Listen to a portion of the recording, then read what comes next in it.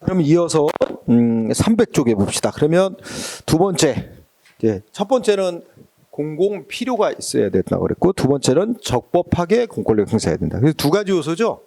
적법. 이 적법이란 요건 때문에 위법하게 국민에게 피해 줬으면 그건 손해배상으로 가는 거고, 적법. 그 다음에 공권력 행사. 뭐 중요한 건 아니야. 그러니까 강제로 국민의 재산을 뺏는 것 말하는 거지. 강제로. 강제가 아니라 사들이는 건, 계약 맺고 사들이는 건 이건 공권력 행사가 아니지. 그치? 물론 이제 공익사업에 필요하다고 그래서 개인의 땅이 필요하다. 그 먼저 강제로 뺏지는 않아. 일단 절차상은 야 이거 팔아라 이거부터 먼저 해지만 그게 안 될 때는 법에 의해서 강제로 뺏도록 해놓은 거야. 그래서 이제 적법한 공권력 행사. 그죠? 근데 여기서 적법이 되려면 두 번째 줄에 뭐라 그랬어? 응? 이거 법률의 근거에서 뺏어야 돼. 그 법률이란 건 국회가 만든 법률. 그걸 말하는 거야.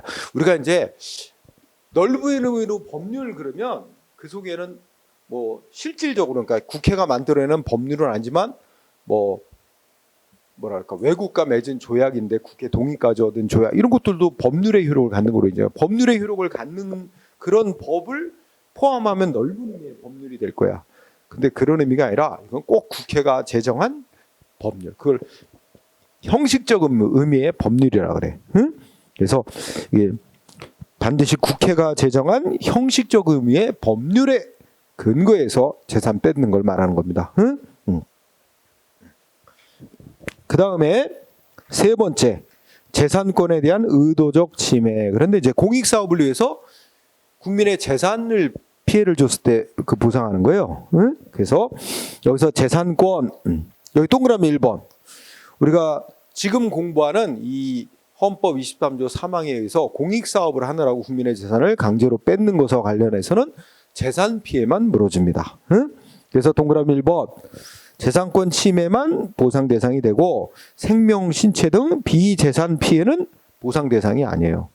예를 들면 자, 댐 건설하면은 어떤 문제가 발생하지?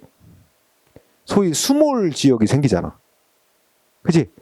댐을 건설하면 물에 잠기는 그러면 물이 뭐 마을 있었는데 마을이 다 통째로 물에 잠기고 그러잖아. 그러면 예를 들어 그러면 물에 잠기는 그 마을에 살고 있던 사람들의 땅값, 집값 이거는 보상해줘. 근데 말하자면 거기에 수십 년 태어나서부터 살았는데 이제는 소위 뭐 고향을 떠나야 되잖아. 그렇지? 자기가 살던 마을 없어지고 그런 거에 대한 어떤 정신적 고통 응?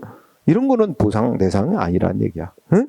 그래서 오직 재산 피해만 보상해 주는 거예요. 그 다음에 여기서 보상 대상이 되는 재산권은 동그라미 2번 중요해.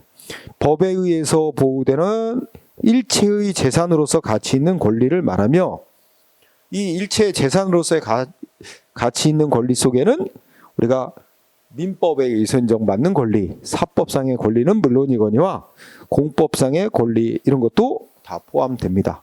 그리고 재산의 형태, 이런 건 상관 안 해요. 우리가 재산을 나눌 때 부동산, 동산, 물권, 채권 뭐 이런 것도 말하는데 여기 끝에 보면 뭐야? 지적재산권도 다 보상 대상이에요. 응? 그래서 2번 꼭 알아두고요. 그 다음에 3번도 중요해. 이 보상의 대상이 되는 재산권 피해를 보상해 준다고 할 때 그러면 재산 피해를 어떤 재산 피해를 물어주냐 보상해 주냐 할 때 거기 중요한 단어가 현존하는 구체적 재산 가치만 보상해 줍니다. 쉽게 말하면 현재의 재산 가치만 보상해 주는 거야. 응?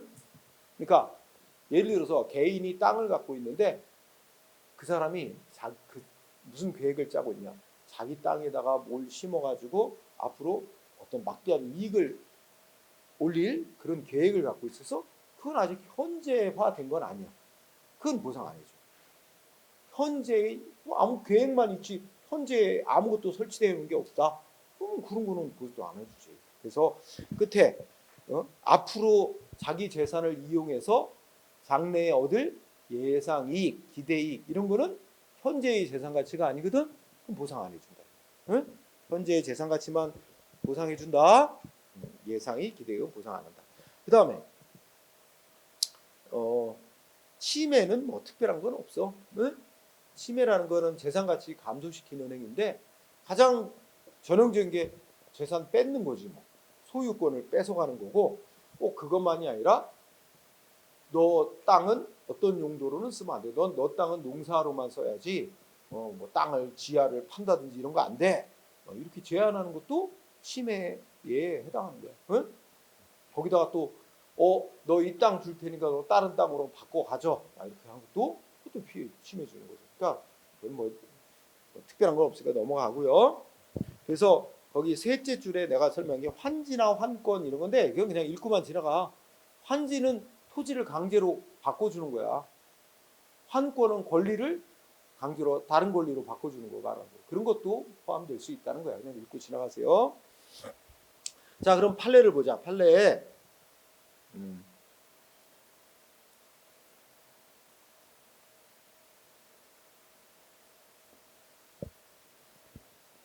자, 1번. 허가 받되 말은 허가라고 하지만 이게 허가라는 게 어쩌고 저쩌고 해서 허가는 두 번째 줄에 면허하고 좀 성격이 다르다. 뭐 이런 얘기를 하고 있어요. 그죠? 허가라는 게 있고 면허라는 게 있는데 면허는 이제 권리를 부여준 거예요. 특별한 권리. 그래서 특허라고 하는 거고 그러면서 셋째 줄에 허가를 받은 자가 그 해당 어업을 함으로써 재산적 이익을 얻는 면에서 보면 허가 받은 자의 어업할 수 있는 지위는 재산권으로서 보호받을 가치가 있다. 그래서 적법하게 허가를 받고 허가받은 어업에 종사하던 중 공유수면 매립사업이라는 공익사업이 시행됨으로 인해 그 피해를 입게 되는 어민들이 있는 경우 그 공유수면 매립사업의 시행자는 어떻게 돼? 그 허가 받았다가 어업을 못하게 돼서 피해를 입는 사람들에게 보상해줄 의무가 있다. 뭐 특별한 건 없어요. 여기까지. 이때 그 다음 문장이 중요해요.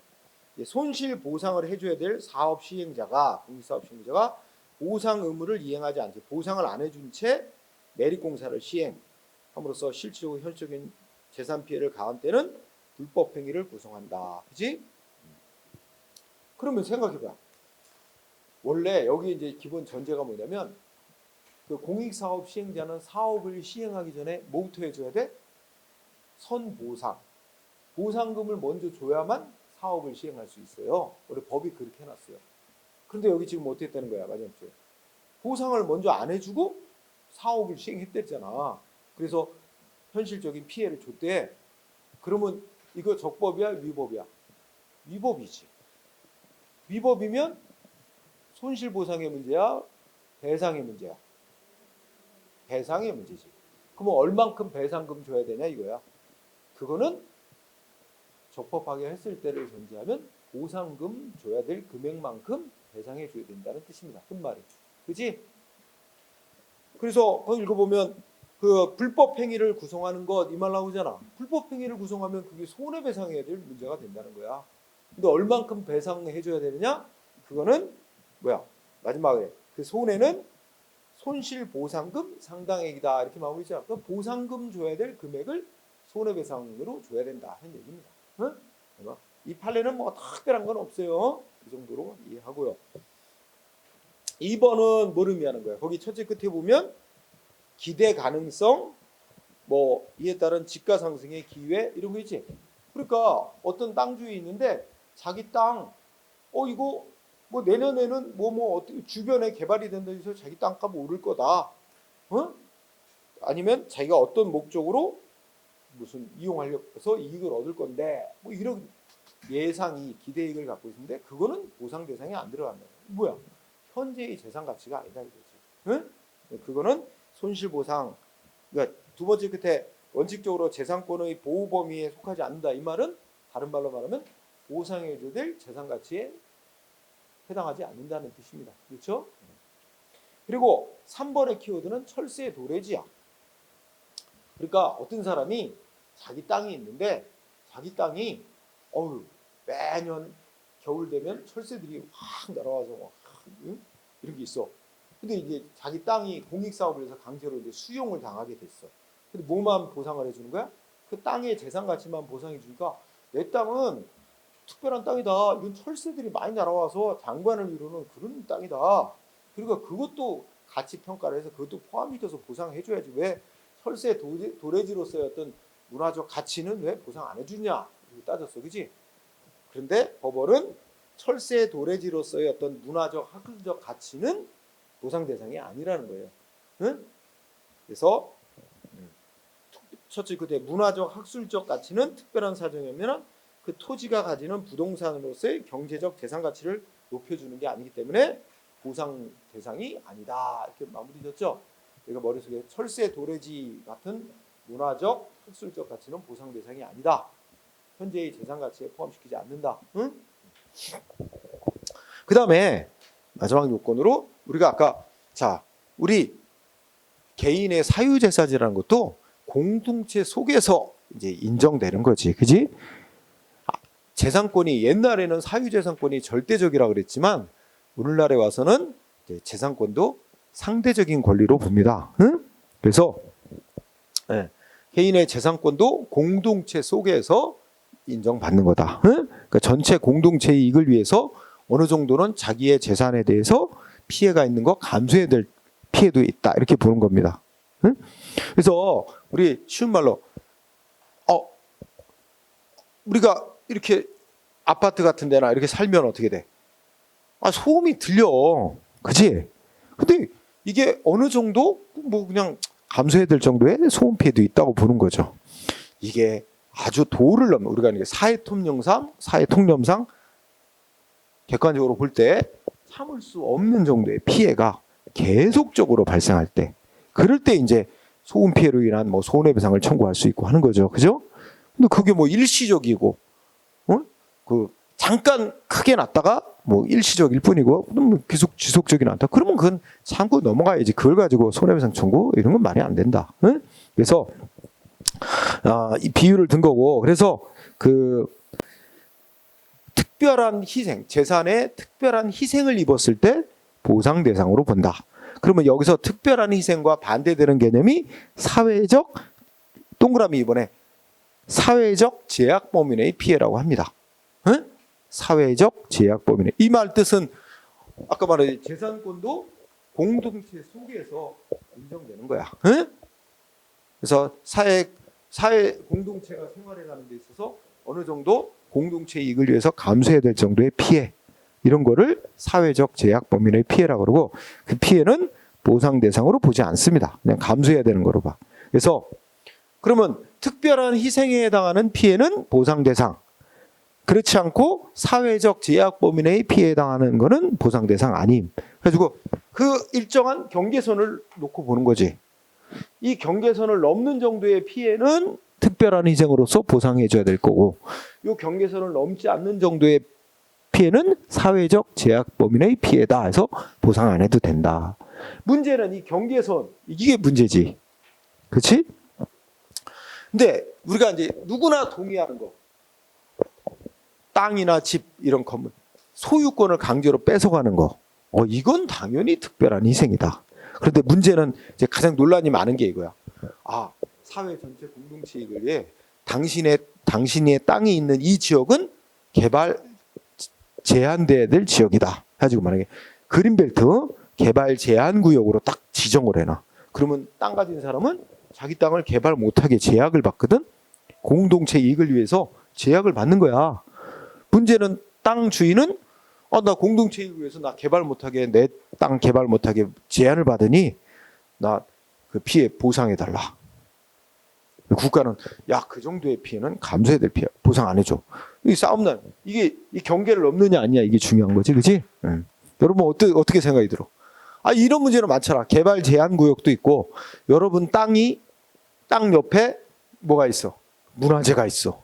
이 문화재 보호라는 공익을 위해서 이 문화재 보호구역에 있는 위치의 땅은 땅 지하도 못 파고 건물도 못 짓고 그냥 농사만 지어야 돼 이런 식으로 이게 제약을 해놨어. 그러면 땅 주인은 피해를 봐요.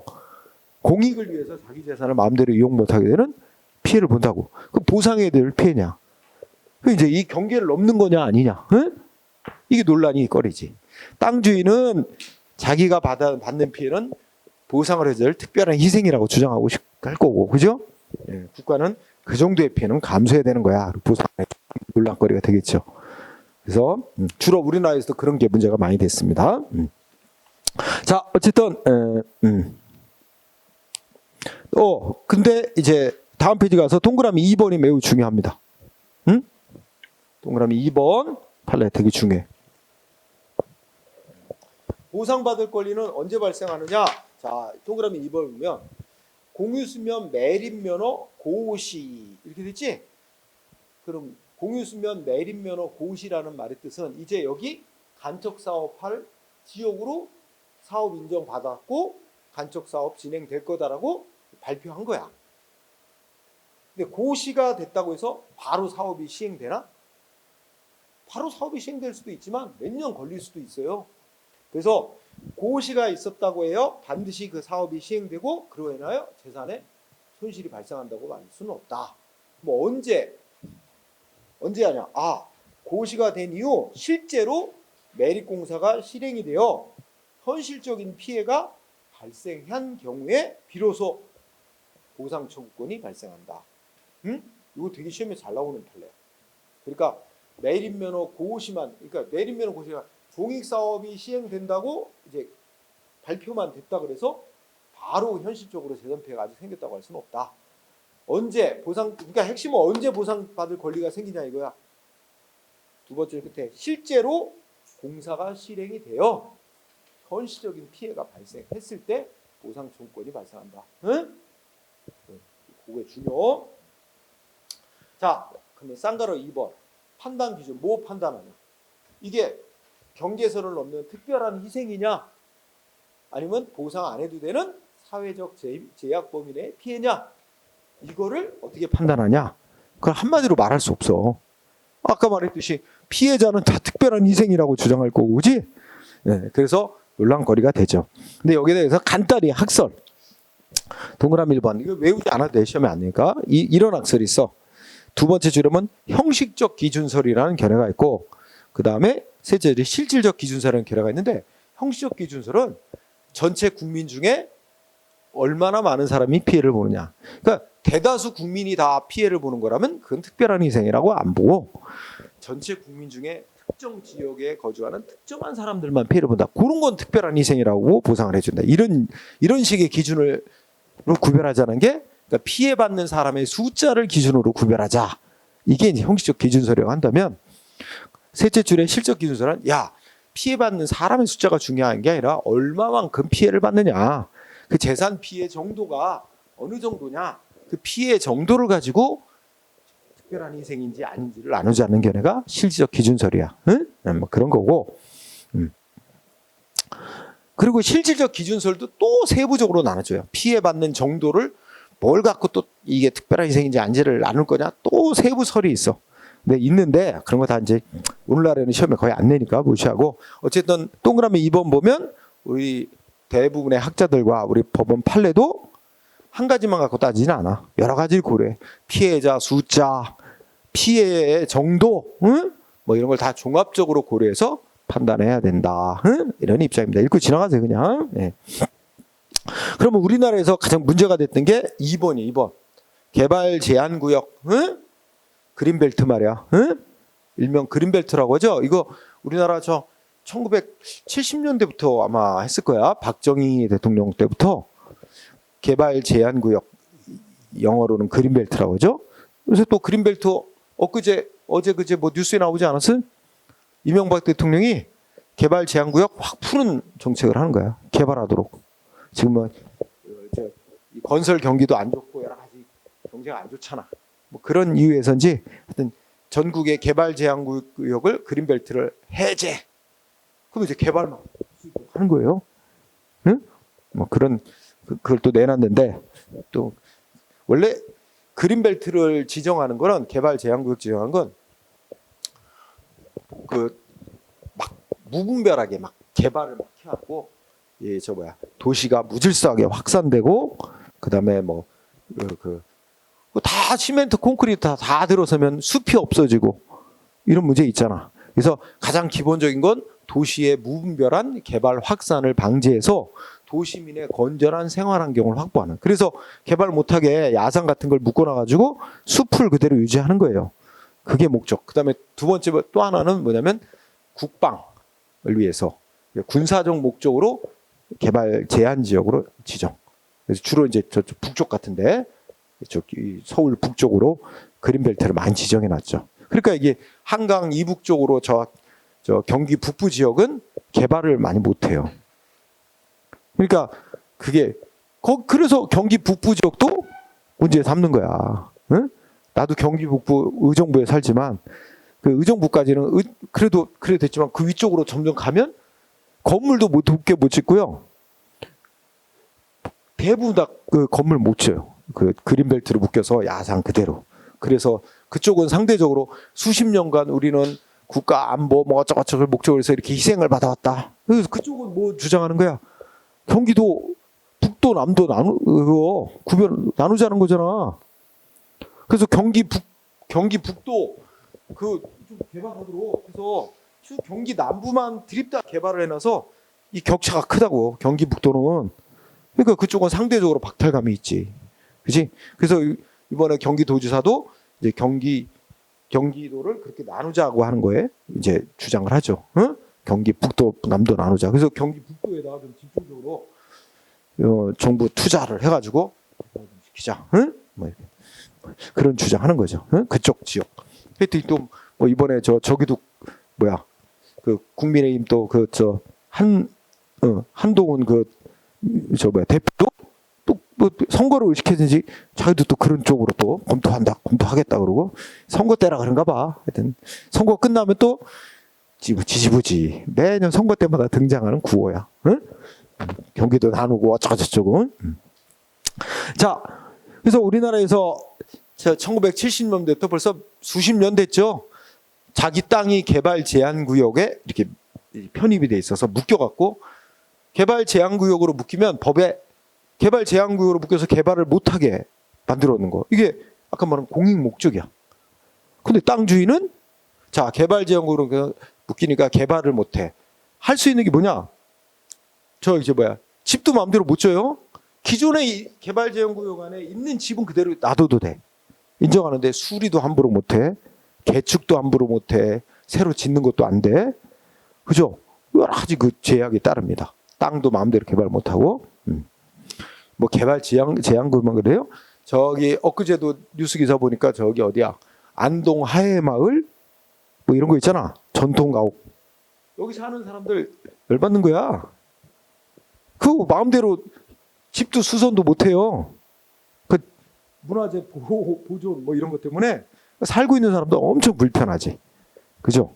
응? 그럼 그거 뭐 태풍이 와서 뭐 이렇게 어디가 그러면 또 그거 마음대로 자기가 마음대로 못 고치거든. 정부에다 신청을 해갖고 정부에서 뭐 어떻게 또 새로 예전처럼 이렇게 지어주고 해야 되는데 그거 언제까지 기다리냐 그요. 뭐 엊그제 보니까 뭐 문화재 보호청하고 지자체는 돈 없다 그러고 문화재 보호청은 어떻게 해야 할지 말지만 결정한다고 그러고 그 둘 사이에서 그 사는 사람들은 이러지도 못하고 자기네 돈 들여서 수리도 못하고 응? 수리해 주길 기다려야 되는데 열받는다 이거지. 응? 하여튼 여러 가지 제약이 있습니다. 자, 그러면 우리나라에서 가장 논란이 많았던 게 그린벨트 개발제한구역 지정으로 인해서 그 구역 내에 토지를 소유하는 사람들 자기 토지 재산 마음대로 이용 못하게 해서 제한을 받아요. 그죠? 거기다가 개발 못하게 묶인 땅이니까 땅값도 안 올라요. 응? 근데 바로 개발제한구역 바로 옆에 있는 개인 땅은 땅 주인 거기다가 막 빌딩 올리고 월세 받으면서 똥똥거리고 사는데 바로 옆에 있는 땅 주인은 이건 개발도 못하고 열받잖아. 그렇지? 응? 그러니까 이제 이런 거 문제 삼는 거야. 응? 자, 이게 그 토지 소유자가 받는 이 피해를 보상을 해야 될 특별한 희생으로 볼 거냐 이게 논란이에요. 응? 근데 우리나라 법이 과거에 이제 도시계획법이라는 법, 지금은 이제 국토의 계획 및 이용에 관한 법률이라고 바뀌었지만 내용은 별반 차이 없어. 그러면 어쨌든 개발제한구역 그린벨트로 지정된 구역 내에 땅 가진 사람들 보상하라고 규정이 없었어요. 응? 그 피해 재산 피해에 대해서 보상하라는 규정이 없어서 이 사람들이 법원에 소송을 했어. 왜 보상 안 해주냐? 응? 보상 안 해주는 거 위법. 그래서 싸워서 소송을 했는데 대법원은 뭐라 그러는지 알아? 자, 동그라미 1번 너무 신경 쓰지 마세요. 대법원은 뭐라 그랬다고?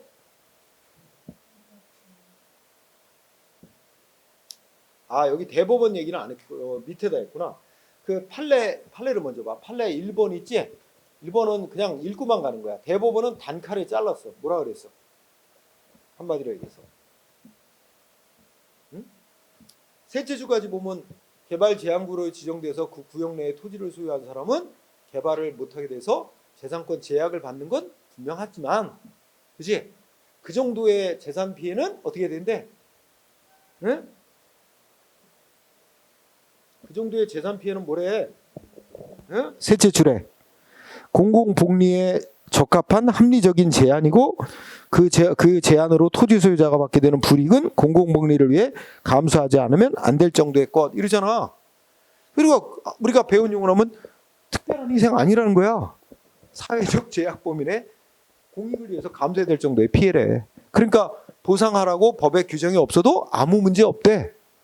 그러니까 대법원은 단칼에 보상할 필요가 없는 정도의 피해일 뿐이다. 이거지, 그지?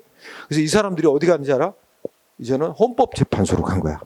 아니, 법률에서 그린벨트를 지정해서 재산권 행사 제한만 해놓고 아무런 보상 규정을 두지 않고 있는 것은 헌법의 위반이다. 신청을 했어. 그랬더니 헌법재판소는 두 가지 경우로 나눠서 판단을 했어. 그거 결론을 그 판례 위에 동그라미 1번 중요해. 동그라미 1, 2번 그 위에 거 동그라미 1번에 뭐라 했어? 자, 개발 제한구역으로 지정이 돼서 개발 가능성이 없어지고 그에 따라 땅값이 떨어지고 이런 거는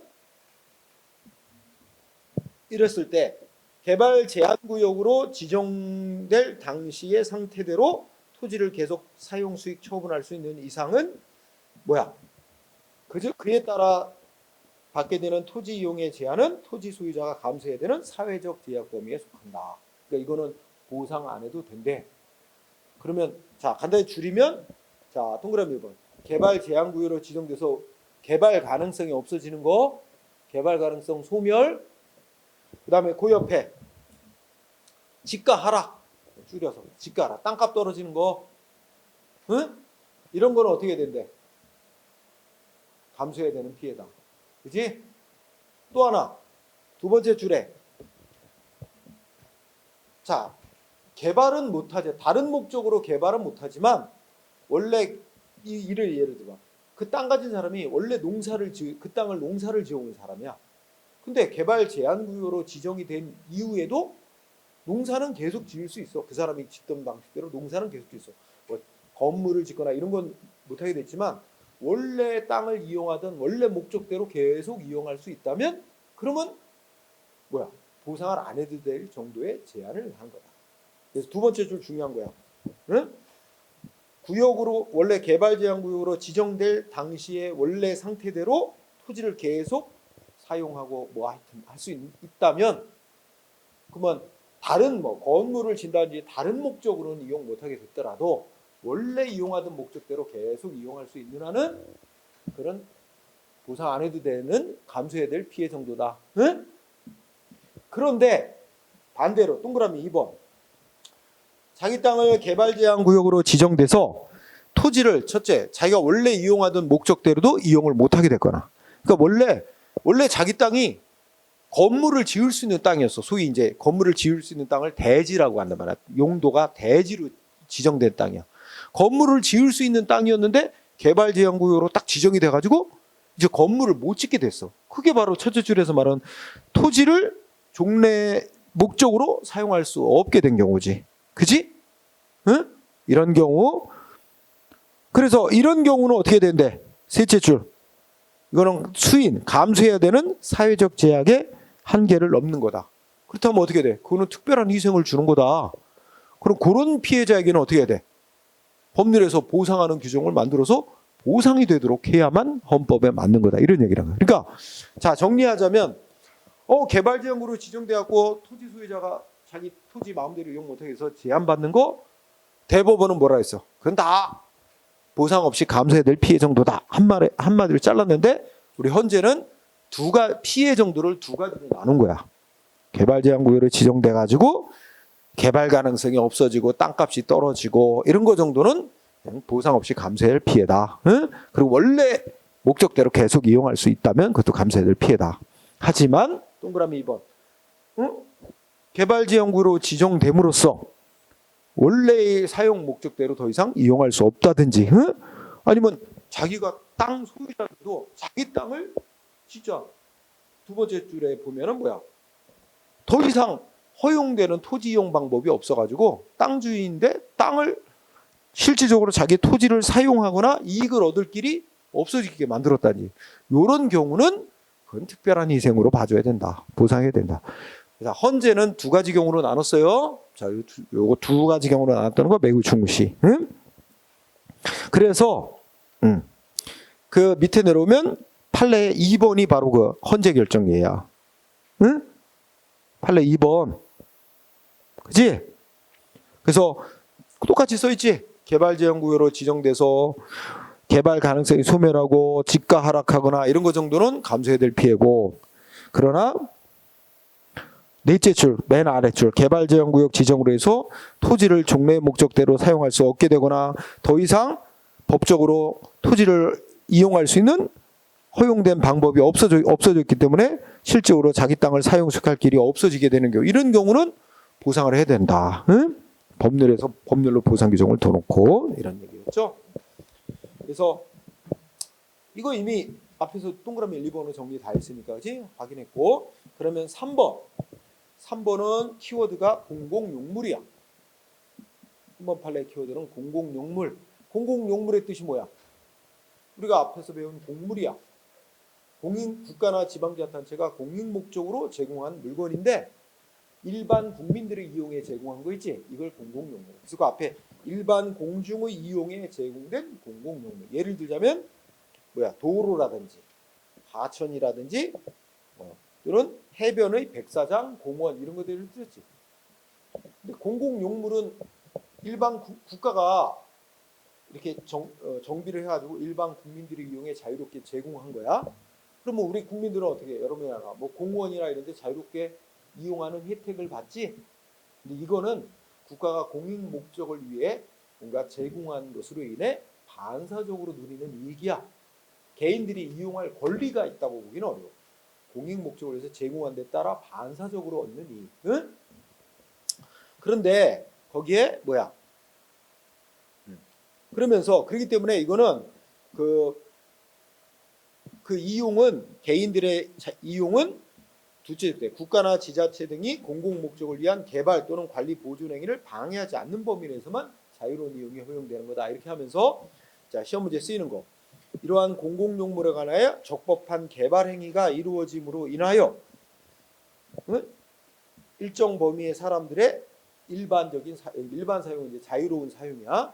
자유로운 사용이 종전에 비해 제한받게 되었다 하더라도 특별한 사정이 없는 그게 자유롭게 이용 어느 정도 제한받는 거는 보상을 해줘야 되는 특별한 희생이라고 할 수가 없다. 응? 예를 들면 여기 인천에 여기 앞바다 유명한 데 어디 있어? 사람들 많이 가는데. 응?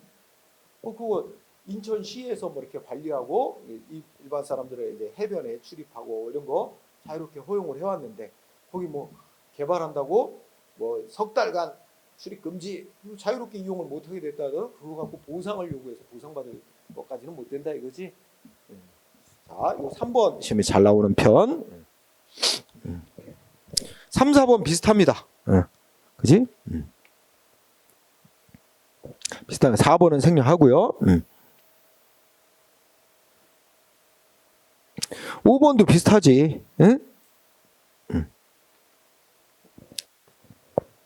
국립공원으로 5번 국립공원으로 지정된 후 아마 국립공원 안에 개인 땅이 있든지 아니면 국립공원 바로 옆에 있어가지고 국립공원의 보호라는 공익 목적을 위해서 토지를 원래의 목적으로 사용할 수 있어.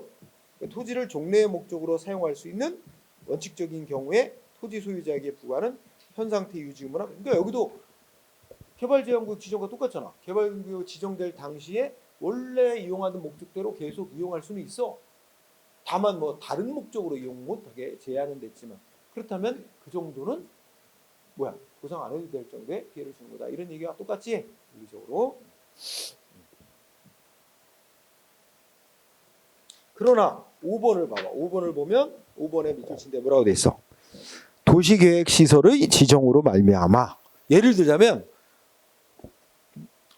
하여튼 읽어보자. 도시계획시설 지정으로 말미암아 토지의 이용 가능성이 배제, 이 토지를 이용할 개인이 자기 땅을 이용할 가능성이 없어지거나, 또는 토지 소유자가 자기 땅을 원래 허용된 용도대로도 사용할 수 없기 때문에 이로 말미암아 현저한 재산상의 손실이 발생하는 경우는 이거는 사회적 제약 범위를 넘는 수용적 효과, 그러니까 강제로 재산권 박탈하는 것과 마찬가지 효과를 인정하여 보상을 해야 된다. 응? 그러면서 특히 그 밑에 보면 도시계획시설로 지정된 토지가 나대지인 경우를 했지. 자, 그러면 거기 나대지란 말을 이해해보자. 나대지가 뭔 뜻? 응? 자, 대지. 대지는 뭐가 가능한 땅? 건물을 지을 수 있는 용도의 땅. 근데 건물이 안 지어진 거야. 나치할 때 나야. 건물을 지을 수 있는 용도의 땅인데 건물이 안 지어진 땅이야. 그러면 예를 들어서 A가 이해했지? 그 A는 무슨 생각을 하고 있어? 계획을 자기 땅에다가 5층짜리 건물을 지어야지 하고 이제 계획을 잡고 있었는데, 이 A 땅 포함한 이 지역이 뭐로 지정이 되면 여기 학교 들어설 곳, 학교 들어설 용지로 지정이 된 거야. 여기 도시계획시설이라는 건 하나의 도시에 필요한 시설들, 뭐 예를 들면 여기 하수처리장을 짓는다든지, 그지? 응? 도로를 낸다든지, 이렇게 다 도시계획시설에 속하는 거야. 응? 그러면 예를 들어서 도시계획시설에서 여기 학교 들어서 학교 지을 자리, 학교 용지로 딱 지정이 돼. 그러면 A는 어떻게 되겠어? 여기 학교 들어설 곳이니까 A가 자기 땅에다가 건물 짓겠다고 건축허가를 신청해도 건축허가 안 나와요. 그러면 A는 원래 건물 지을 수 있는 용도의 땅이었는데 자기 원래 허용된 용도대로 땅을 사용할 수 없게 되는 거 아니야? 그러면 어떻게 돼? 보상해준대 이거야. 응? 그죠? 그래서 그럼 아마 이해했을 거야. 거기서 6번을 읽어보면 첫째 줄에 토지의 이용 가능성이 배제, 두 번째 줄에 종래 허용된 용도대로 사용할 수 없는 경우, 똑같잖아. 아까 언제 얘기하고. 그런 경우는 특별한 희생을 주는 거다. 그럼 보상해줘야 된다. 그래서 내 나대지 얘기는 지금 한 얘기로 똑같습니다. 응? 그 다음에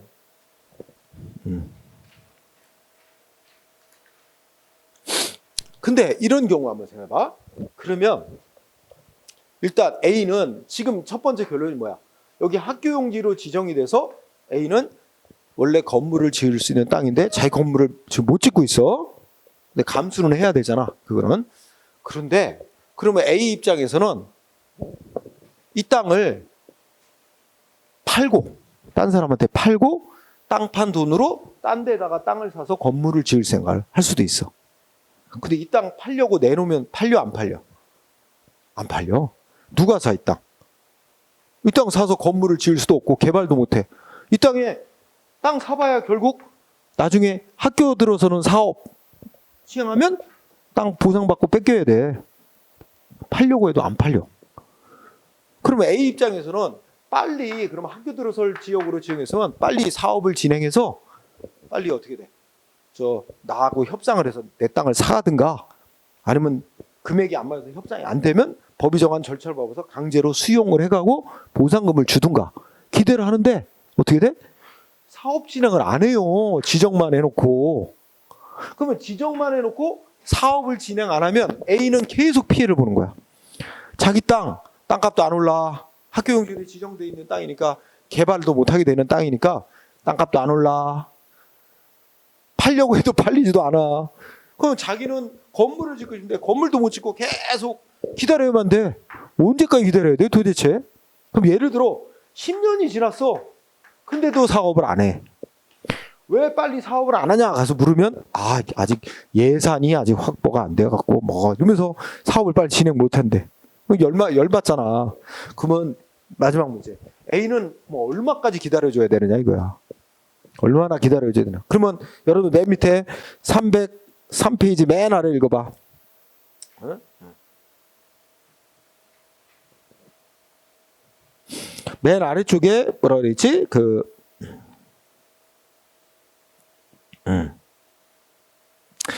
밑에서 둘, 넷, 여섯, 일곱, 밑에서 일곱 제출. 중간에 보면 토지 재산권의 강화된 사회적 의무화 이런 말 나오지. 이게 뭘 의미하냐면 재산 중에서도 땅이라는 그 재산은 좀 특성이 있어요. 땅이 쉽게 다른 재산과 달리 쉽게 늘어나? 물론 우리가 간척 사업에서 조금 땅을 늘린다고 하지만 그거야 뭐 미미한 거고, 토지라는 거는 그 희소성이 크다고, 다른 재산하고 달리, 그지?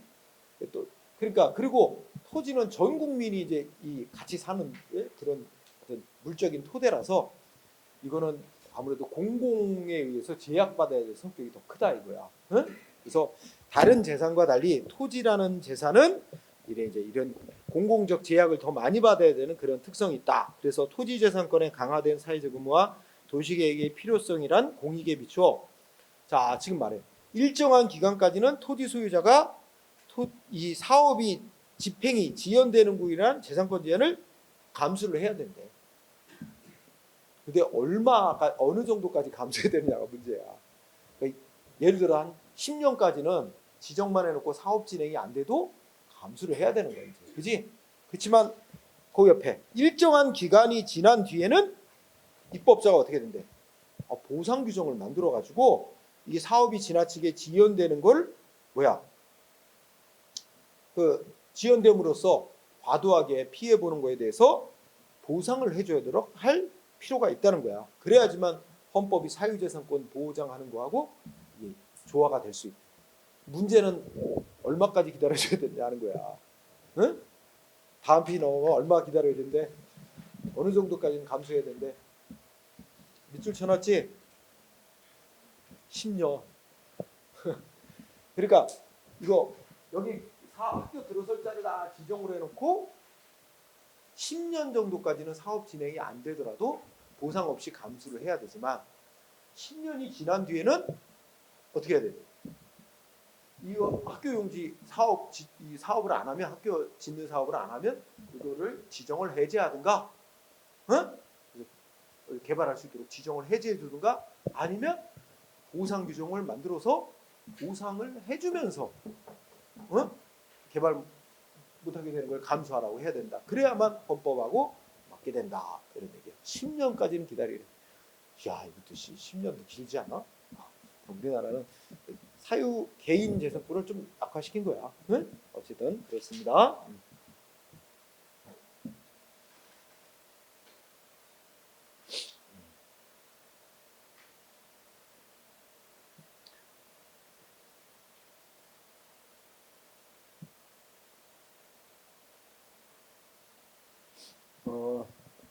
그리고 7번은 뭐 특별한 건 없네.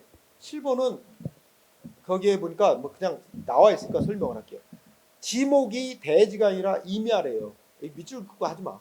임야는 그냥 산이야, 야산. 개인 땅인데 야산인데 뭐 거기가 이렇게 이제 뭐 공익사업할 지역으로 지정이 됐나 보지? 그러면 그럼 뭐 야산인 상태로 계속 지정된 원래부터도 그렇고 지정된 이후에도 계속 야산인 상태로 유지되는 한 굳이 보상하도록 해야 될 필요성은 없다는 얘기입니다. 그렇죠?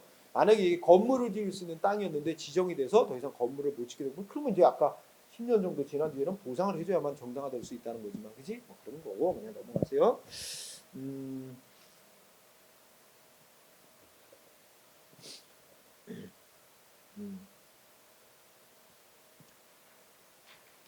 여기에 9번이 시험에 나왔어. 9번 판례. 자, 9번 판례를 보면 뭐가 나왔어? 산림 내에서의 토속 채취 허가 이렇게 나왔죠? 그러니까 산에서 돌 캐고 하는 거 허가 내준 거. 어쩌고 저쩌고 하더니 어 그러면서 토속 채취 허가는 어떻게 돼? 반드시 요건에 맞으면 반드시 해줘야 되는 기속행위는 아니고, 응? 셋째 줄인가? 둘째 근데 반드시 허가해야 되는 건 아니고, 셋째 줄 허가 안 해주는 권한자는 뭐야? 신청한 지역 내의 임황, 임야의 현황, 그 다음에 지황, 땅의 형태, 현황 등의 사항 등에 비추어 국토 및 자연 보존 등의 중대한 공익상의 필요가 있을 때는 뭐야?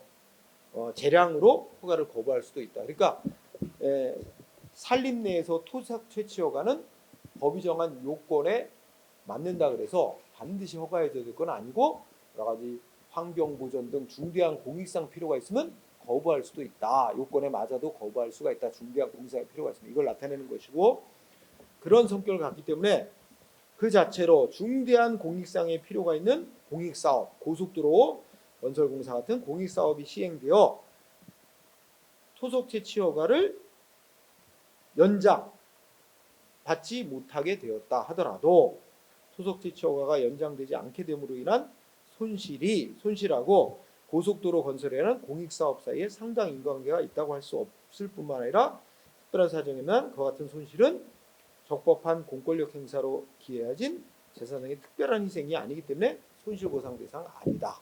자, 그러면 여러분들이 사건은 제목이 뭐야? 응? 고속도로 건설공사, 응? 고속도로 건설공사 시행. 그래갖고 뭘 못 받았어?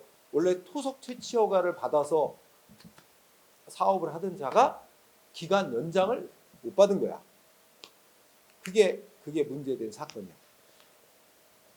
그지? 고속도로 건설공사라는 공익사업으로 인해 토속 채취 허가 받았던 사람이 연장 허가를 못 받은 거야. 연장을 못 받게 돼서 이제 사업을 못 하게 됐지. 근데 그러한 피해는 특별한 희생이 아니래. 응? 손실보상 해줘야 될 대상이 아니라는 게 이게 결론입니다. 그렇죠? 응? 그 이유는 원래 토속 채취 허가는 재량이고 이제 뭐 법이 정한 요건에 다 맞아도 중대한 공익상의 이유가 있으면 거부할 수 있는 거기 때문에 고속도로 건설 사업이라는 이런 중대한 공익 사업으로 인해 기간 연장이 안 되게 돼서 손실이 생겼다 그래도 그거는 환경 보전 때문에 그런 거지. 고속도로 건설 사업은 중대한 공익 사업으로 인해서 직접 발생한 거라고 보기는 어렵고, 응? 또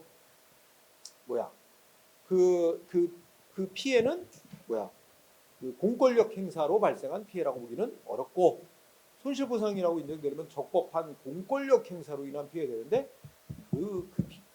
그 적법한 공권력 행사로 인한 피해라고 보기도 어렵기 때문에 손실보상 요건에 안 맞는다 해서 보상 대상이 아니래. 응? 이것도 외워두세요. 그러니까 고속도로 건설 사업 때문에 토속 채취 허가가 연장이 거부된 거로 인해서 업자가 받는 피해는 보상 대상이 아니라 그랬다. 특별한 희생이 아니라 그랬다. 응? 그 다음에 10번은 아까 앞에서 한 거니까 넘어가고, 그 다음에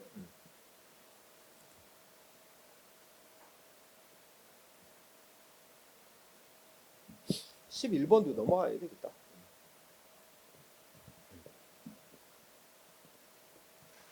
11번에서 특히 이제 셋째 줄 한번 읽어봐. 두 번째, 공공사업의 시행에 관한 실시계획 승인과 그에 따른 고시가 된 이후에 영업하여 이루어진 허가나 신고. 여기 이제 공익사업을 수행할 지역입니다 하고 딱 발표가 된 이후에 뭔가 그 이후에 허가를 받아서 뭔가 영업을 하느라고 뭐 했던 거, 이런 거는 보상 대상 아니라. 그러니까 여기 공익사업 시행하려고 합니다라고 발표가 되기 전에, 고시가 되기 전에 하고 허가받아서 하고 있던 영업, 이런 거는 보상 대상이지만 고시가 된 이후에 뭔가 하는 거 있지? 이건 보상 대상이 아닙니다. 왜냐면 거기는 공익사업 할 지역이라고 이미 다 결정이 나고 난 이유니까 그 이후에 이거 보상 대상 안 된다는 걸 알면서도 뭐 허가를 받아서 뭘 하고 있었다. 그런 거는 보상 대상 안 된다. 그렇지? 그렇게 이해하면 돼요. 자, 그다음에 거기에 이제 경계이론, 분리이론이라는 얘기로 넘어가. 경계이론, 분리이론. 굉장히 약간 어려울 수도 있는데 자, 일단 이거를 이해하려면 헌법 23조를 이해를 해야 돼. 아까 말했듯이 헌법 23조는 세 개 항으로 돼 있어. 근데 우리가 아까 공부한 건 23조 3항이었지. 근데 23조 1항, 2항을 봐봐. 23조 1항은 국민의 재산권은 보장이 되는데, 응? 그 보장되는 재산권의 내용과 한계는 법률로 정한다. 그러니까 국민의 사유재산권도 법률로 정하는 범위 내에서 인정이 된다는 거야. 그렇지? 무제한한 게 아니라 국가가 법률로 정한 범위에서 국민의 재산권도 인정이 된다는 뜻이에요. 그지? 그 다음에 2항은 뭐야? 국민의 재산권 행사는 공공복리에 적합하게 행사해야 된다. 그러니까 국민의 재산권 행사도 공공복리를 위해 제한이 될 수 있다는 거예요. 그지? 그래 놓고 아까 말했듯이 이제 3항이 이어지지. 그래서 국가 등이 공공 필요가 있어서 국민의 재산권을 수용하고 하는 등 공용 침해하는 거와 그에 대한 보상은 법률로 이랬지. 이랬을 때 자, 우리 23조 헌법 23조 1, 2, 3항을 연속선상에 놓고 그 헌법 23조 1항, 2항, 3항 이렇게 이 3항을 연속선상에서 보고 연속선상에서 파악을 하고 여기서 파악을 해서 아까 우리 공부한 대로 일정한 국민의 재산을 침해하는 정도가 일정한 경계를 넘으면 그건 특별한 희생. 응? 일정한 경계를 넘지 않으면 사회적 제약 범위 내의 피해. 이렇게 나눠서 일정한 경계를 넘는 피해는 보상해줘야 된다. 이렇게 이 1, 2, 3항을 연속선상에서 파악한 뒤 일정한 경계를 넘는 피해는 보상해준다. 이런 논리를 내세우는 게 경계이론이라는 거야. 그 경계를 넘는 정도의 피해는 보상해준다. 그래서 경계이론이라는 이름이 붙은 거야. 그래서 그 개설이라는 데 읽어보면 헌법 23조부터 23조 3항까지를 어떻게 파악을 할 거냐와 관련해서 독일에서 먼저 생겨난 이론이야. 그래서 독일의 판례에서 이거 밑줄 쳐. 이 독일의 판례, 독일 판례에서 발제된 이론입니다. 원래 우리나라에서 생겨난 이론이 아니에요. 근데 우리나라도 그걸 그대로 받아들여서 논리를 전개하고 있거든. 어쨌든 독일에서. 그래서 이제 이 동그라미 2항 보면 우리나라 아까 읽었던 헌법 23조 1, 2, 3항을 연속선상에서 파악할 거냐? 23조 1항하고 2항하고를 하고 그다음에 3항하고를 이거는 별개다 해가지고 분리해서 볼 거냐? 요 시각에 따라 분리이론이라는 게 생겨나는 거야. 응? 그래서 먼저 경계이론을 보면 뭐야? 셋째 줄에 보면 연속선상에서 파악한단 말이지? 내가 여기 썼잖아. 헌법 23조 1, 2, 3항을 연속선상에서 보는 거야. 그래서 국민의 재산권을 보장한다고 해놓고 국가가 의도적으로 국민의 재산을 피해를 주는데 그 피해 정도가 일정한 경계를 넘느냐 아니냐를 기준으로 보상할 건지 만지를 구별해야 된다는 입장이야. 그래서 연속선상에서 파악하면서 동그라미 1번 뭐야? 뭘 갖고 구별하냐? 재산권 침해 정도 가지고 구별하는 거야. 국가 등이 공익사업 시행자가 국민의 헌법이 보장하는 재산권을 어느 정도로 피해를 주느냐? 침해의 정도를 가지고 구별하자. 응? 그래서 그 다음 얘기는 뭐 이게 이제 경계를 넘으면 보상해야 되는 피해 이런 식으로 보는 거죠. 자, 동그라미 2번 이 경계 이론이라는 거는 어디가 따르는 입장이야? 독일의 대법원, 독일 연방 국가니까 연방 대법원, 독일의 연방 대법원 입장인데 우리 대법원은 독일 연방 대법원 입장을 따라가고요. 독일도 헌법재판소 있어. 독일의 헌법재판소 입장은 우리의 헌법재판소가 따라가. 서로. 응? 그러고 있어요. 네. 자, 이 입장은 다음 페이지 가봐. 입장 3, 마지막 위에 올라가면 3번. 일정한 경계를 넘는 재산 피해를 줬다면 보상해야 된다는 거야. 응? 이 이론은 일정한 경계를 넘는 피해는 설령 법에서 보상해 주라는 규정이 없어도 보상을 해야 된대. 응? 이런 이론이 바로 수용 유사 침해 이론이라는 거거든. 네? 보상 규정 없는 법률로 국민의 재산을 침해한 경우인데, 자, 이줄 보상 규정이 없어도, 그러니까 경계를 넘는 피해를 준다면, 즉 특별한 희생에 해당하는 피해를 주는 거라면 설령 법률에 보상하는 규정이 없어도 돈으로 보상해 줘야 돼. 그럼 뭐야? 돈으로 해결하는 입장이지. 여러분 이거 생각해봐. 첫째 줄에 두 가지 입장이 있을 수 있어. 일정한 경계를 넘는 침해라면 원래는 어떻게 돼? 특별한 희생을 발생시키는 침해라면 원래 법률에 침해만 하도록 정해놓지 말고 그 침해에 대해서 보상하라고 법률에 규정해놓고 보상 규정을 만들어 놓은 그 법률에 의해서 침해가 돼야 돼. 그래야만 적법한 침해라고 할 수 있는 거야. 그런데 이거 국민의 재산에 보상을 해줘야 될 정도의 특별한 희생을 주는 침해인데도 법률에 보상하는 규정을 안 만들어 놓고 침해만 했어. 그러면 이건 위법한 침해 아니냐. 헌법에 어긋나는 침해다. 그러면 이건 보상의 문제가 아니다. 응? 그거는 침해를 한 그 보상 규정 안 만들어 놓고 침해를 한 그 침해 자체가 헌법 위반 행위고 위법한 침해니까 응? 침해를 못하게 막아야 되는 거 아니냐. 그러니까 피해자한테 재산을 강제로 뺏으면 안 되는 거다. 그럼 뺏는 거 자체가 못하게 돼야 되는 거다. 이렇게 논리로 나갈 수 있어. 근데 여기는 경계를 넘은 침해 보상 규정 없어도 그 침해를 위법한 침해로 안 봐요. 그냥 돈으로 물어주면 된대. 보상해주면 된대. 그러니까 재산권 보장한다는 걸 전부 뭐로 해야 돼? 그만한 돈 가치만 보상해주면 재산권 보장하는 거다. 그러니까 재산권을 뭐로만 중시하냐면 돈 가치로만 따지는 거야. 네? 그래서 두 번째 줄에 가로수로 재산권이란 건 그만한 돈 가치만 보장해주면 되는 거다. 재산권이란 거를 가치 보장하는 데 중점을 둔다 그래. 왜냐면 잘못된 침해라도 돈으로만 그만한 재산 가치만 물어주면 문제 없는 거라고 보는 시각 아니야. 가치 보장. 근데 여러분, 돈만 다 물어주면 돼? 아니, 예를 들어서, 극단적인 예야. 야, 여기 내 반지가 있어. 이 반지 돈으로 따질 수 없는 반지야. 응? 뭐 1억을 준다 해도 나는 이거 안 받고. 근데 공익 사업으로 내 반지를 이거 침해를 했어. 이거 없어졌어. 돈으로 1억 준대. 근데 돈 가치만 따지는 게 아니란 말이야. 그치? 나는 이거 돈이 아니라, 위법하게 침해하는 건데, 이거 못 뺏어가? 나는 이거 안 내놓을 거야. 근데 돈만 1억, 그만한 가치 보상해주면 될 거 아니냐고, 돈으로만 물어주고 뺏어간다? 이건 재산권을 제대로 보장하는 거라고 할 수 없냐.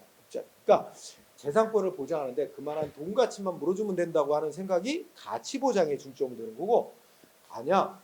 함부로 진짜 제대로 된 진짜 중요한 공익성이 큰 사업을 위해서 할 수 없이 진짜 개인의 재산을 뺏는 게 진짜 불가피해서 뺏어가고 충분한 보상을 하도록 하는 법률을 만들어서 그렇게 제대로 된 적법한 침해일 때만 내 재산을 뺏길 수 있는 거지. 그렇지 않는 한 개인 재산을 함부로 뺏어갈 수 없어. 이게 재산권 존속을 보장하는 개인의 재산권. 그럼 존속 보장이라는 데 중점을 둔다면 뭐야 이거? 분명히 이거 위법한 침해거든. 보상을 해야 될 문제에 대해서 보상하도록 법률도 규정도 없이 재산 뺏어간다? 위법한 침해인데 그럼 내 재산 못 뺏어가게 막는 방법을 중요한 거지. 뺏기고 돈만 그만한 가치만 주세요? 그것만 받으면 충분한 건가? 말이 안 된다. 비판하자면 그런 거지. 어쨌든 이 견해는 돈으로만 여기 말한 게 경계를 넘는 침해라면 보상 규정이 없더라도 이게 바로 뭐야? 위법한 침해란 말이야. 보상 규정 두고 침해를 했어야 되는데 보상 규정을 안 해놓고 침해한 침해. 위법한 침해인데도 피해자한테 어떻게 하래? 야, 그만한 재산 가치 물어줬으니까 그냥 그거 먹고 떨어져. 돈으로 해결하자는 입장이야. 그치? 이게 말하자면 이제 경제 이론적 입장의 결론이야. 응? 맥락이 그렇게 연결이 되고 있어요. 자, 이에 반대되는 입장이 분리이론이야. 분리이론은 거기 써놨듯이 뭐야? 자, 23조 1, 2항하고 3항을 별개로 파악합니다. 23조 1, 2항과 3항은 이거는 분리된 제도다. 별개의 제도다. 분리된 별개의 제도다. 분리된 말하면 별개의 제도다. 이렇게 보는 거야. 자, 23조 1, 2항은 다시 한번 머릿속에 떠올려봐. 헌법에 뭐라고 써 있어? 자, 국민의 재산권은 보장한다. 근데 법률이 허용하는 범위에서 보장한다고 돼 있지? 그 재산권의 내용과 한계는 법률 정한다니까 국회가 법률로 정하는 범위에서 재산권 보장한대. 그렇지? 그리고 재산권 행사는 공공문의에 적합해요. 그러면 둘을 묶어보면 국가가 여러 가지 사회 공익적인 측면을 다 감안해서 국회가 법률을 정해. 자, 어디에 있는 땅에 대한 어떤 재산권은 어디에 있는 위치에 있는 땅은 이런 거를 재산권 행사에 있어서 뭐는 못하게 한다. 뭐는 무슨 목적으로 쓰면 안 된다. 개발 이렇게 제한한다.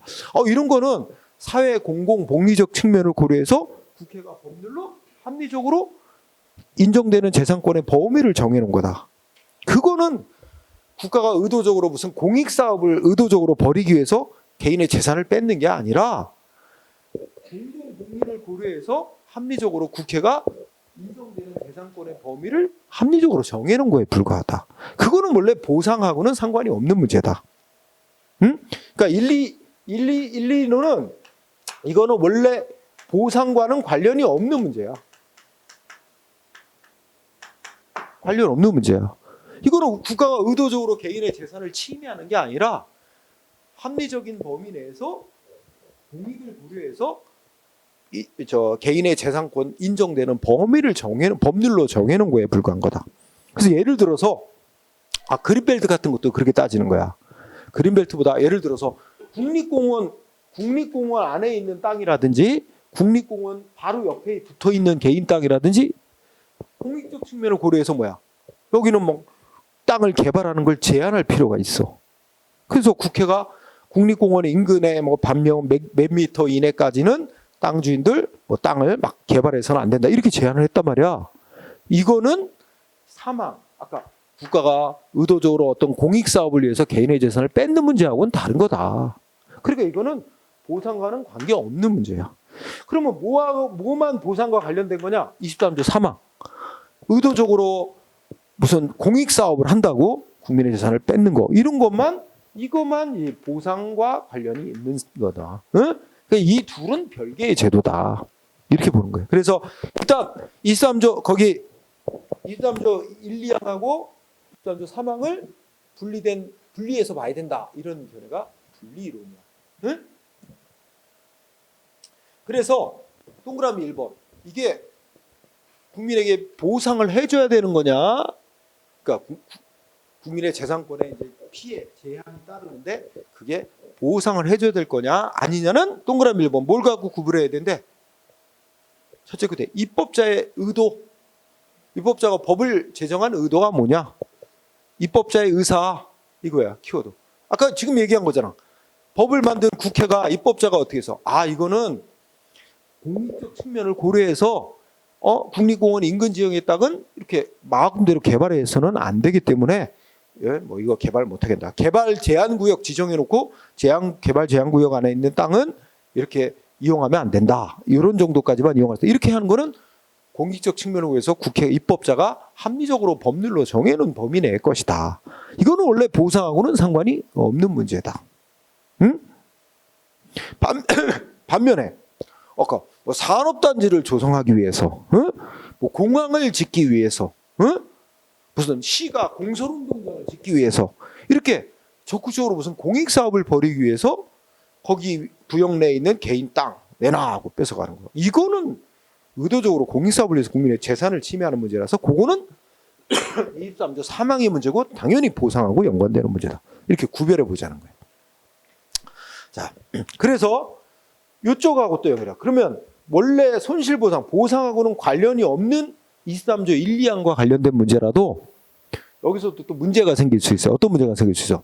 자, 그럼 예를 들어서 국립공원으로 지정을 했어. 어디를? 그러면 국립공원 바로 옆에 있는 땅, 이거 공익적 측면에서 토지 이용 제한한다 이렇게 법률로 정해놨다 하더라도 그 이용 제한하는 정도가 너무 과도하면 그것도 사유재산권을 과도히 침해하는 거야. 필요한 최소한만큼만 제한을 했으면 보상하고도 상관이 원래 보상하고 상관도 없는 문제고 보상할 필요도 없는 건데 필요한 정도를 넘는 과도한 제한이 이루어졌다면 응? 그렇다면 그거는 사유재산권 보장하고 안 맞게 돼. 그러면 문제는 이렇게 되겠지. 그러면 그렇게 국민의 공익적 측면을 고려해서 법률로 인정하는 개인의 재산권 범위를 과도하게 제한을 해놨다면 그거는 그 법률은 헌법에 뭐에 위반되는 거야? 과잉금지 원칙, 비례 원칙에 위반되는 법률 규정이 되는 거야.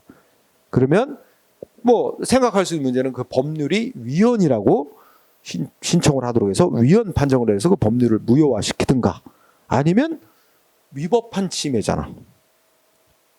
위법한 그 법률 규정이 잘못된 법률이고 그 잘못된 법률 규정에 따라 국민의 재산권을 과도하게 제한한 거기 때문에 위법이 되고 그러면 뭐 손해배상을 청구하든가 응?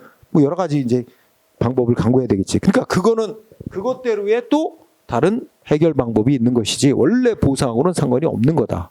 응? 그게 이제 그래서 이 기억에 읽어보면 기억 읽어봐.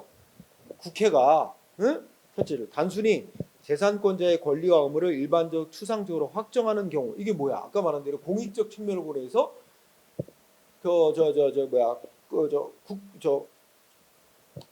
국립공원 인근 지역에 있는 땅은 이런 목적으로는 이용하면 안 된다. 이런 제한적인 목적으로만 이용해야 된다. 이렇게 정해놓은 경우라면 이거는 뭐야? 단순히 개인 재산권의 내용과 한계를 법률로 정해놓은 것으로서 그에 따른 재산권 제약에 대해서는 감수해야 되지 이거는 원칙적으로 보상을 요하는 문제가 아니다. 이해됐죠? 다만 그리고 이에 반하여 아까 말한 듯이 뭐 공항을 짓는다든지 산업단지를 조성한다 이런 공적 과제, 공익사업을 위해서 의도적으로 구체적인 개인의 재산을 박탈한다. 이렇게 되면 이건 보상을 요하는 23조 3항의 문제가 되는 거고 응? 이런 식으로 구별한 뒤에 니은번 다만 23조 1, 2항에 해당하는 문제라 하더라도 원래는 보상하고 관련이 없는 문제라 하더라도 너무 지나치게 과도하게 개인의 재산권을 제한해서 두 번째죠. 비례 원칙에 어긋나게 된 경우는 이때는 그 법률은 헌법에 위반되는 무효인 법률이 되고 응? 그러한 위헌적인 규정에 의한 재산 침해는 보상해야 되는 문제가 아니라 뭐야? 응? 침해행위, 이 침해 자체가 헌법에 위반되는 거고 그러니까 침해 자체를 막아야 되는 거지. 내 재산 침해하는 걸 막아야 되는 쪽으로 가야 되는 거다 이거지. 응? 그러니까 원래 보상 문제가 아니라 그 다음에 이제 그랬을 때 여러 학설이 있어요. 이렇게 과도한 침해가 된다면 그죠? 그럼 우리 아까 대표적인 예가 뭐겠어? 그린벨트 개발 제한구역으로 지정을 했는데 너무 지나치게 과도하게 사유재산권을 제한하는 거다. 이렇게 되면 어떻게 돼? 그러면 그 피해자를 어떻게 구제할 거냐 하는 문제에 대해서는 거기 뭐 첫 번째 기억걸 이 보상 규정을 안 둔 법률에 대해서 위헌 신청을 해야 된다거나 침해 행위에 대해서 소송을 내 가지고 침해를 못하게 위법한 침해라고 막아야 된다거나 이제 이렇게 과도한 재산 침해를 하도록 한 법률 규정 위헌 확인을 신청해야 된다거나 뭐 등등 여러 입장이 있을 수 있다는 거야 논리적으로는. 응? 자 어쨌든 좀 복잡한 얘기가 됐는데 분리론의 입장은 어느 정도 이해했을까? 이걸 분리해서 봐야 된다는 입장, 그지? 분리해서 봐서 이쪽은 원래 손실보상하고는 관련이 없는 문제인데 과도하게 국민의 자유재산권을 제한하는 그런 규정이라면 그에 대해서는 또 거기에 맞는 뭐 구제 방법을 따로 강구해야 된다 이런 얘기였어요. 그죠? 이쪽은 원래부터 보상을 전제로 하는 영역이고, 그지? 자, 그런 정도로 보고 동그라미 3번. 자, 분리론은 어디가 취하는 입장이야? 독일 연방헌법재판소. 그리고 우리나라 헌법재판소도 여기에 해당합니다. 응? 우리나라 헌법재판소도 여기에 해당. 그러면서 자, 여기는 동그라미 3번에 처리될 때 재산권에 뭘 강조한다고? 존속 보장. 왜 그러냐면 아까 이게 그 아무리 공익상 필요해서 법률로 사유재산권을 제한한다 해도 과도하게 제한하면 위헌적인 거야. 헌법 위반이야. 그러면 그런 위헌적인 법률로 국민의 재산권을 제한 침해하는 거 이거를 막아내야 된다 이거야. 못하게. 그래서 재산권의 존속을 중시하는 입장이라는 얘기야. 응? 조항. 그래서 우리 헌법재판소 어땠다고? 그 3번의 셋째 줄. 자, 개발 제한 구역 제도를 법률로 두고, 그죠?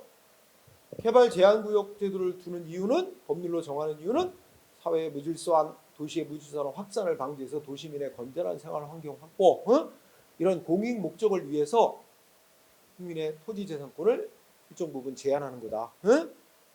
근데 그 제한의 정도가 공익성을 감안해서 그러니까 의도적으로 국민의 재산을 뭐 침해하려는 목적은 아니고 공익적인 목적을 감안해서 허용되는 재산권 범위를 법률로 정한 것에 불과하다.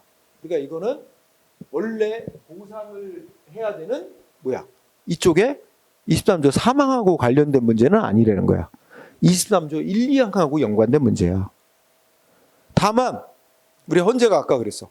아무리 국민의 사유재산권을 이제 공익적 측면을 고려해서 이제 인정되는 재산권의 범위를 이렇게 헌법 23조 1, 2항에 따라 법률로 정하더라도 과도하게 제한하면 안 된다 그랬지. 과도한 제한이 되면 문제야.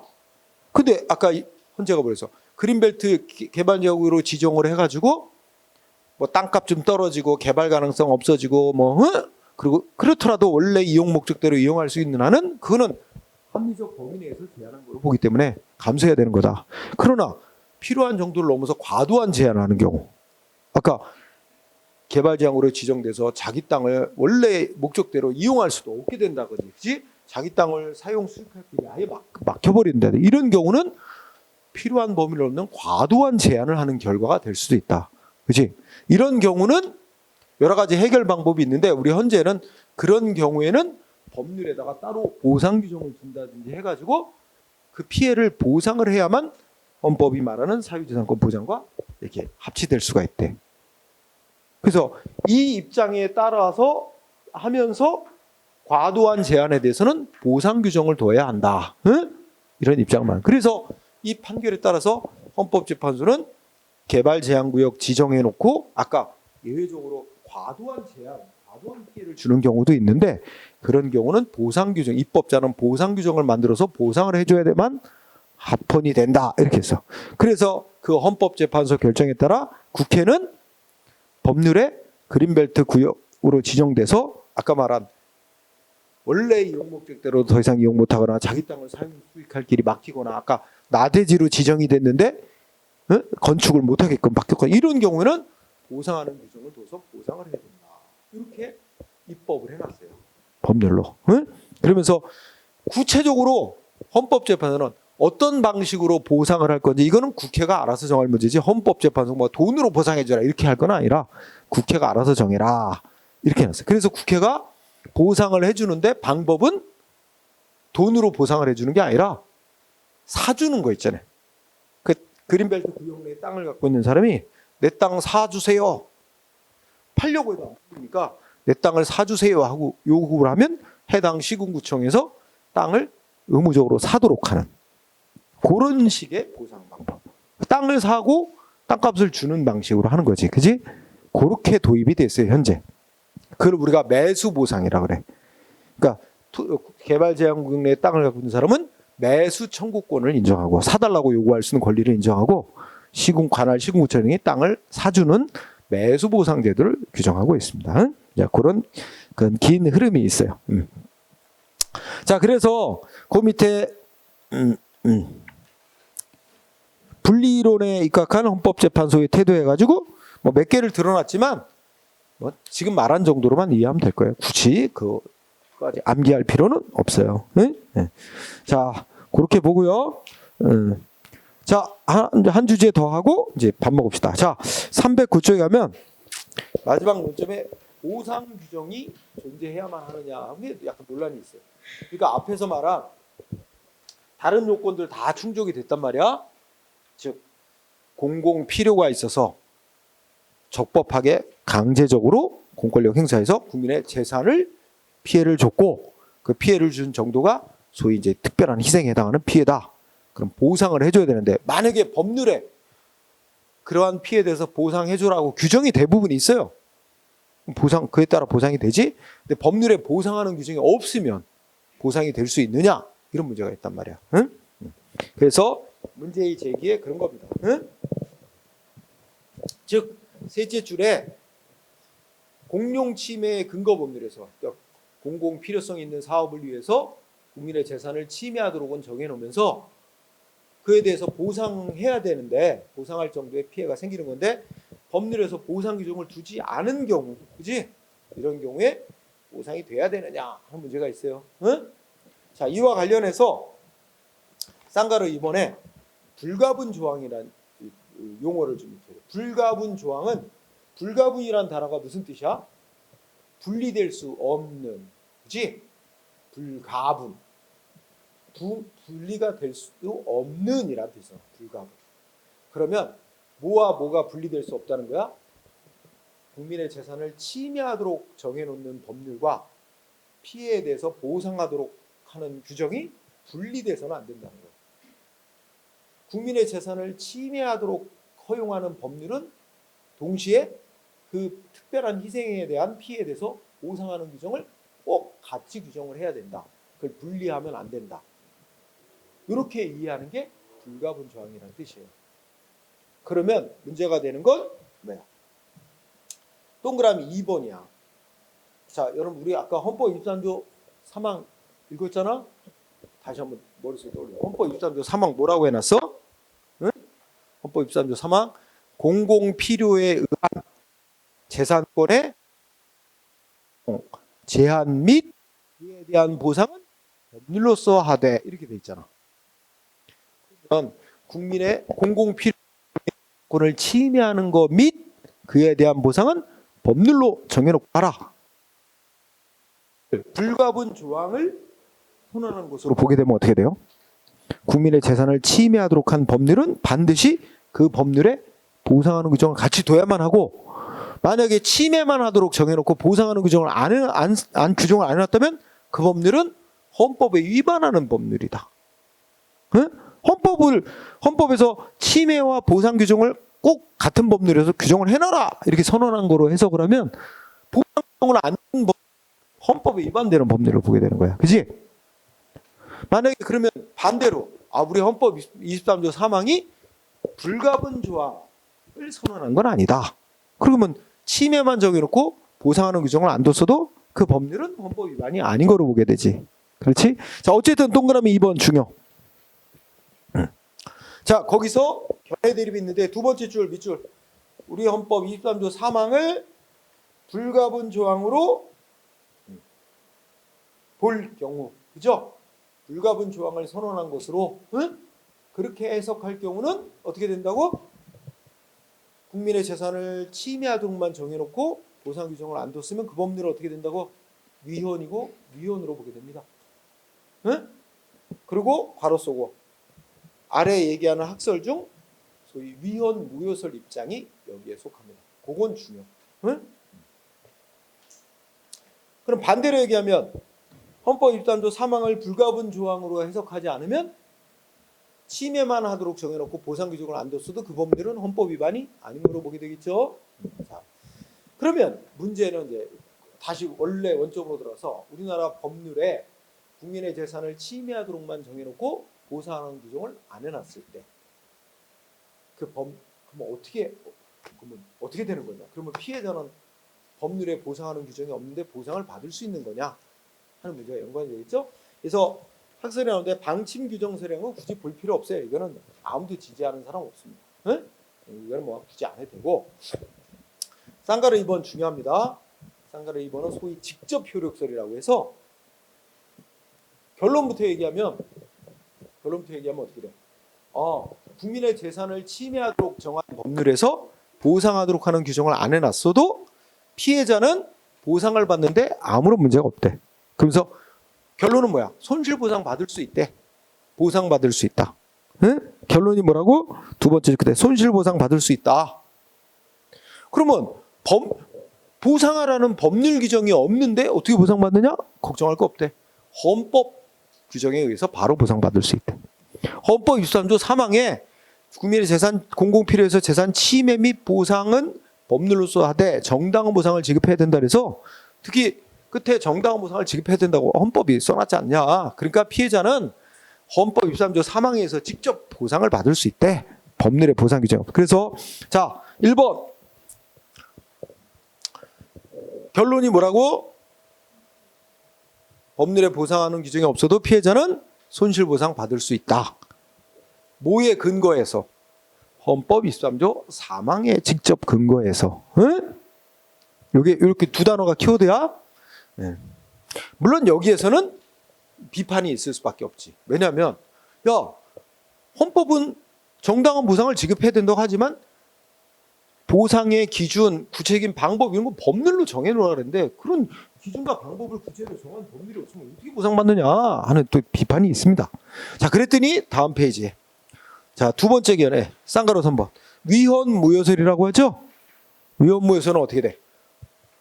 야 우리 헌법 23조 3항은 국민의 재산 침해할 때는 보상 규정도 같이 두라고 해놨다. 응? 그러니 어떤 법률에서 국민의 재산을 침해하는 것만 정해놓고 보상 규정을 안 해서는 그 법률은 위헌무효인 법률이고 그런 잘못된 법률로 국민의 재산을 침해한 건 위법한 침해라고 봐야 된다. 그러면 적법한 침해일 때 피해자가 보상을 받는 거지 위법한 침해로 이거는 보상을 받을 문제가 아니라 손해배상을 받아야 될 문제다. 그래서 위헌무효설의 결론은 뭐야? 피해자가 어떻게 구제받는 거야? 손해배상 받는 거예요. 손해배상 청구. 응? 손해배상. 그죠? 손해배상으로 가는 이유는 위법한 침해라고 보기 때문이지. 즉 침해만 하도록 정해놓고 보상 규정은 안 둔 법률로 침해하는 건 위헌무효인 법률이고 위헌무효인 법률에 의한 침해는 위법한 침해니까 이런 얘기예요. 그죠? 네. 자, 어쨌든 이 결론이 중요합니다. 이거 손해배상으로 해결해야 된대요. 네? 그런데 이 손해배상으로 해결하기도 쉽지는 않아요. 굳이 이제 비판점은 그냥 잘 안 내니까 왜 쉽지 않을까? 여러분 우리 손해배상 배웠잖아. 그러면 손해배상을 받으려면 우리 직무를 수행한 공무원 내지 공무수탁 사인이 고의 또는 과실로 위법하게 직무를 수행해서 위법하게 침해를 했어야 되는 거 아니야? 근데 실제 만들어진 법률에 따라 집행을 한 담당자들에게 잘못이 있다고 하기 어렵습니다. 그죠?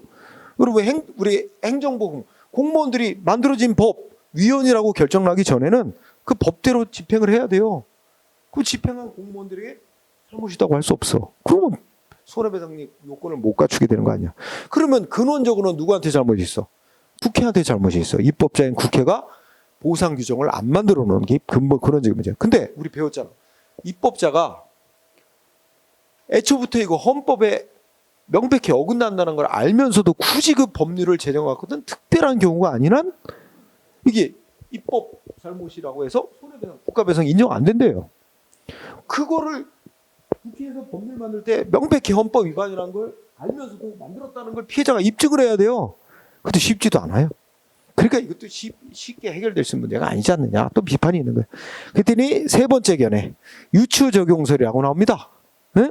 이거는 이제 국민에 대한 간접 효력서라고 하죠. 자, 유추적용설은 자, 봐 1번. 우리나라 국민의 사유재산권 보장한다고 돼 있다. 23조 1항. 그리고 평등원칙이 선언돼 있다. 그리고 그 다음에 헌법 23조 3항에 피해자한테 정당한 보상을 해주라고 선언돼 있다.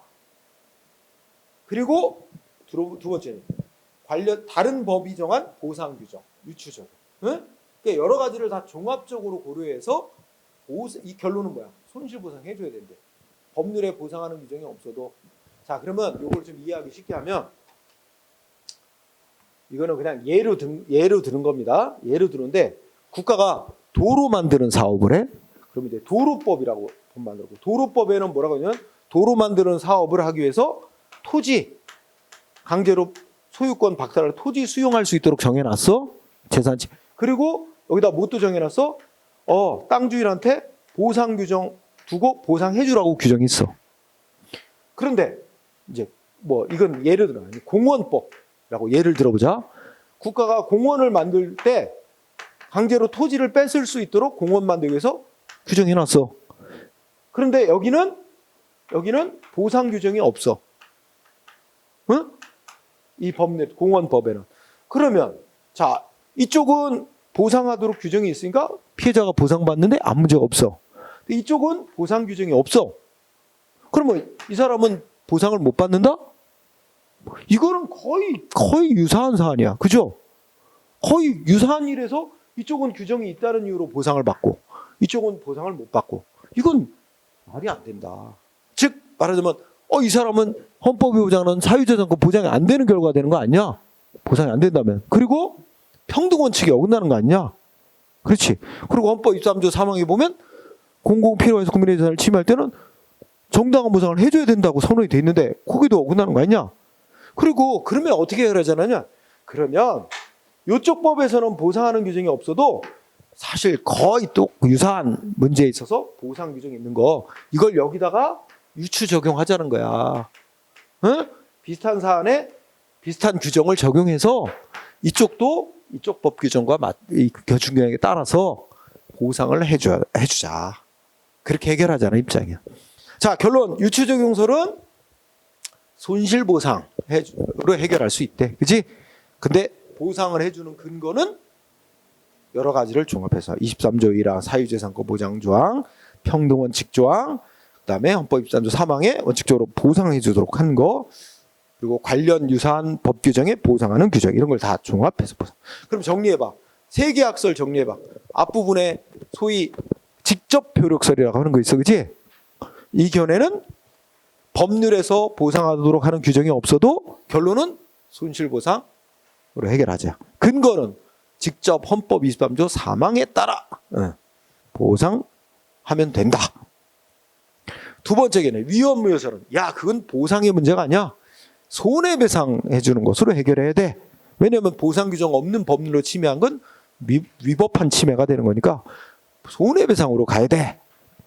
세 번째 견해는 유추적용설이라는 견해는 결론은 손실보상으로 해결해 줘라. 네, 그 근거는 헌법 23조 3항만 갖고는 안 된다. 왜냐하면 헌법 23조 3항은 단순히 정당한 보상을 해줘야 된다는 추상적인 선언이고 구체적으로 법률에 어떤 기준, 어떤 방법으로 보상해 주라는 법률 규정이 있어야만 보상이 될 수 있기 때문에 그러니까 23조 3항만 갖고는 안 되고 23조 1항, 평등원칙조항, 23조 3항 이런 거 다 근거로 삼고 그런 걸 끌어들여서 유사한 다른 법의 보상 규정을 유추적용해서 보상하는 게 맞아. 이렇게 이해하는 견해. 그지? 자, 이런 거 물어봅니다. 이 학설 시험에서. 공부의 결론을 잘 이기고. 네 번째 학설은 법률에 보상하도록 규정을 안 해놓은 법률은 그러니까 전제가 뭐야? 우리 헌법은 국민의 재산을 침해하도록 하는 법률은 보상 규정을 두라고 했는데 보상 규정을 안 해놓으면 그런 국회가 입법을 해야 될 의무를 위반한 거다. 그러니까 입법 부작이라는 거야. 입법을 해야 될 법 규정을 보상 규정을 만들어야 될 의무가 있는데 그 의무를 이행을 안 한 거야.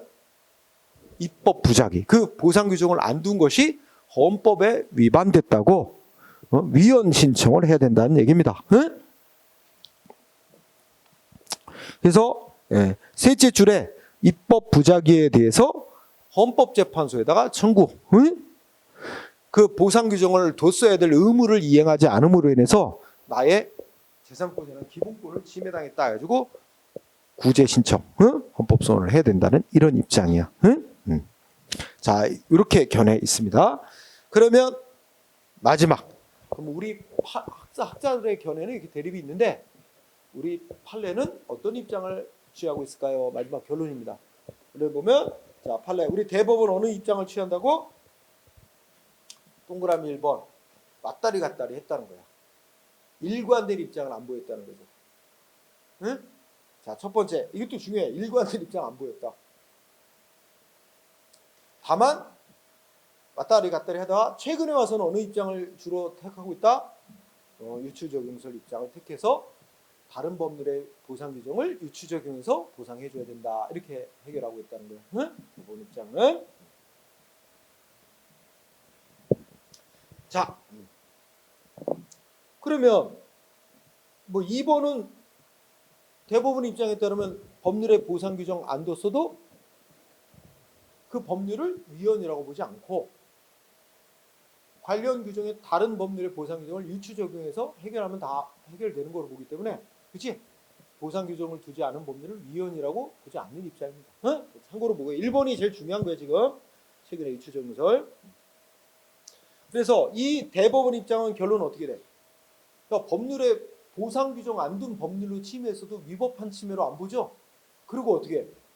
아니, 다른 법률의 보상 규정을 유추해서 그만큼 돈으로 보상해주면 해결되는 거야. 그러니까 재산권 보장을 돈 가치만큼 보상해주면, 돈으로만 해결해주면 다 된다는 입장이야. 그러니까 다시 한번 둘째 줄에 뭐라고 했어? 응? 우리 대법원은 경계 이론에 기초해서 일정한 재산 침해 정도가 일정한 경계를 넘으면 보상해줄 문제로 보고, 그죠?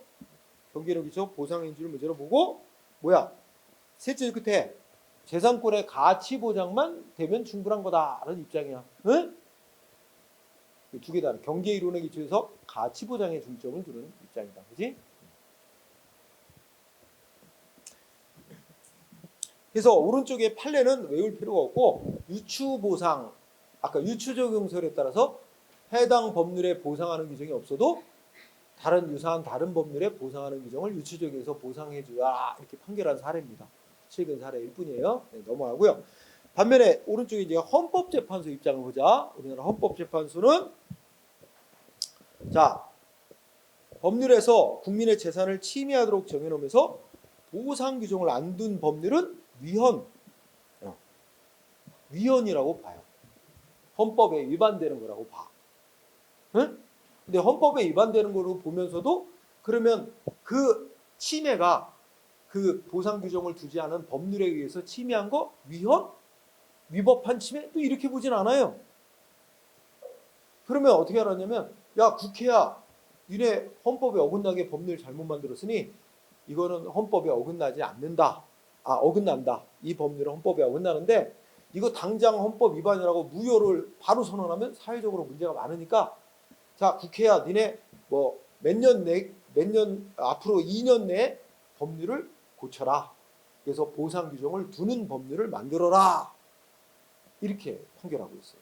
그래서 위헌으로 보면서도 국회한테 보상 규정을 두도록 하고, 국회가 보상 규정을 만들어 놓으면 그 만들어진 보상 규정에 따라 비로소 피해자가 이제 그 법률 규정에 따라 보상을 청구해서 보상받는 거로 해결하라. 이렇게 하고 있어요. 응?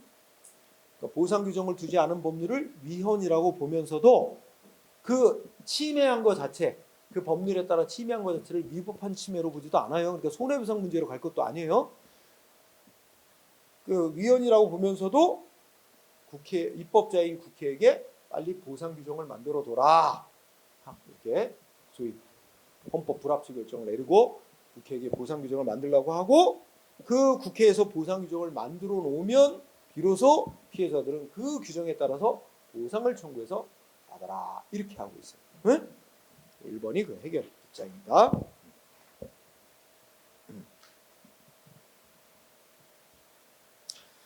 결국 1번에 의하면 피해자는 이걸 위법한 침해라고 해서 손해배상을 청구할 수 있는 것도 아니고, 또 피해자가 보상 규정 없는 법률에 의해서 침해를 당했다고 관련 규정을 유추 적용해서 보상을 받을 수 있다고 보지도 않아요.